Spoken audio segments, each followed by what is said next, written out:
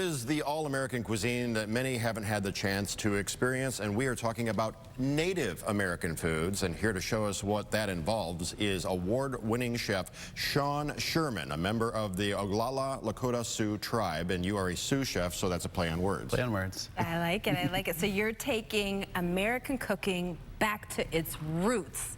Yeah.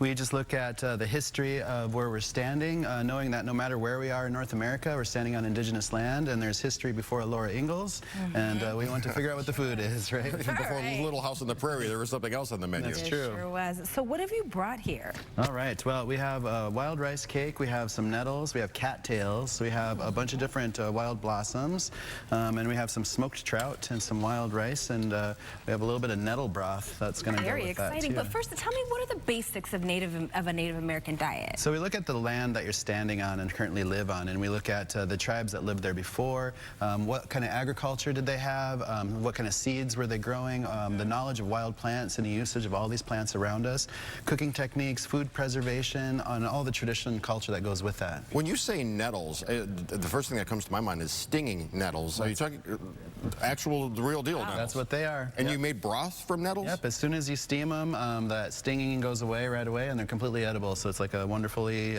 vibrant spinach. And I feel like it's probably super healthy for you. Very healthy. All right, so let's assemble. Yeah, let's put this I'm going together. to tilt this to see. This is so beautiful. Put a little bit of trout. Is there a name, a native tongue name for this dish? We just kind of put this together with the flavors that were right here in this region. Okay. So we like to use regional, indigenous, and seasonal foods as we're building and plating. So we just look at the tribes that lived in this area. Isn't that pretty broth? Beautiful. And just use really simple and healthy flavors. We cut out colonial ingredients, so there's no dairy, flour, sugar. We don't even use beef, pork, and chicken because those things didn't exist here that long ago. Interesting. So there are over 500 tribes in the U.S. and over 600 in Canada. And these foods are common practice with the Sioux tribes amongst many other tribes, would you say? Oh, every region is different. Every region has their own wonderful food and flavors, and we just try to bring awareness to that. All right. Now What about bison? Yep, we use a lot of bison, venison, rabbit, deer, elk, moose. I love me some bison. He loves it. Duck, quail. Love duck and bison. Now you're talking my speed. So now your cookbooks about the indigenous diet have won a lot of awards. Tell us about those. So we, again, cut out the colonial ingredients to really try to figure out what indigenous people were eating. For me, trying to understand what my ancestors are eating and why we lost that knowledge over that period of oppression and colonization, and really bringing health back to a lot of our communities through this really vibrant and beautiful food that's so diverse, and celebrating that diversity across the board instead of trying to divide people up. I love it. We've brought in Ji-Hai Kim. She's the owner of Miss Kim in Ann Arbor, the Korean restaurant. First of all, please tell me I said your name correctly. No. Oh, It's Ji-Hai. Ji-Hai Yeah. Kim. I'm sorry. Beautiful Ji-Hai. name. No, you're doing great. You're doing All right. great. Tell us about the restaurant, by the way, Miss Kim. Yeah, I have a Miss Kim Korean restaurant. We're located in Ann Arbor. We're proud part of Zingerman's community of businesses. And we like to say that we imagine what Korean food would have been if Michigan was part of Korea.